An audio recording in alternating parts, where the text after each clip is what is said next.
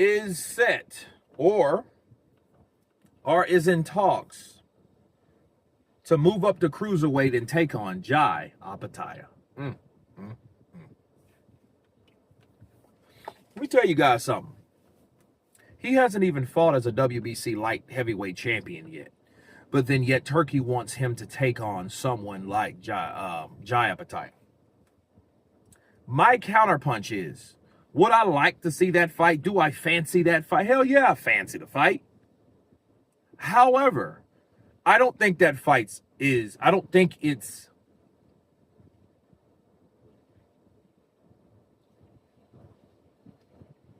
think it's relevant right now. I don't think it's relevant right now. I think Turkey expecting David to go to cruiserweight to fight Jai Opetaia is just as bad as people expect Terrence to fight David Benavidez. It's like the same shit. You expect someone to move out of their weight class to take on the most avoided champion there, the Ring Magazine champ, the Samoan head busser, right? To do what? You know, I just don't see it. I think that David Benavidez fighting Jai Opetaia is a dangerous fight, and there's other fights that should be made. You know, I know he's tall. I know he's young. I know eventually he will be at cruiserweight, but that doesn't mean he has to go to cruiserweight right now to take on Jai Opetaia.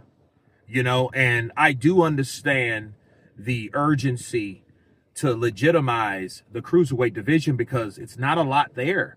I mean, you got Zerto there. You have Chris Smith there. You have Jai Opetaia. You have that's it, really. You know what I mean? Badu Jack on the WBC. And so you have some legitimate guys at cruiserweight. It's just cruiserweight is not the ideal. It's like a stepping stone division, to be fair.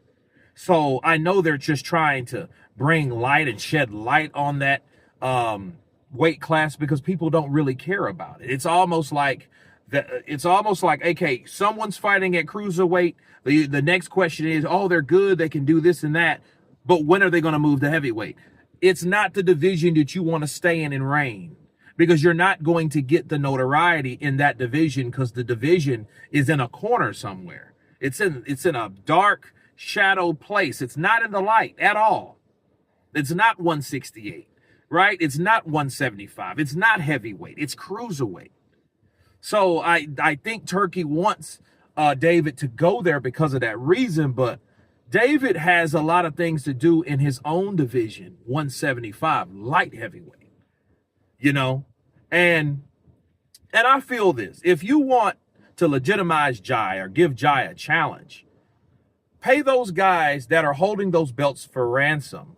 Pay them or give them an offer they can't refuse so they can get their ass in there and hurry up and get their ass whooped.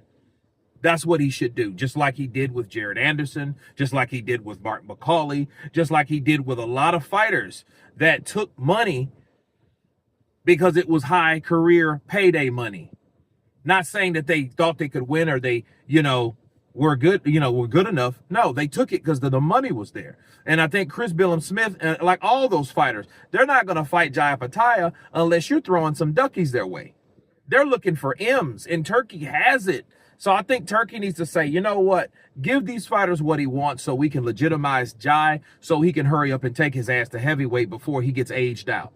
That's what they should do. But moving David Benavidez to cruiserweight, nah, I don't think that's... I'm not saying he couldn't make the weight, but I don't think that it's logical right now. He still has other challenges right in front of him. Yard, Bivol, Artur, all those guys are at 175. So why should he go to fight one guy, Jai Opetaia? You see what I mean? I don't think that's the thing to do for David Benavidez.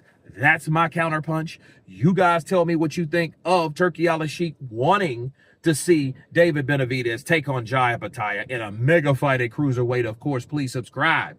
And you guys been Counterpunch. Peace!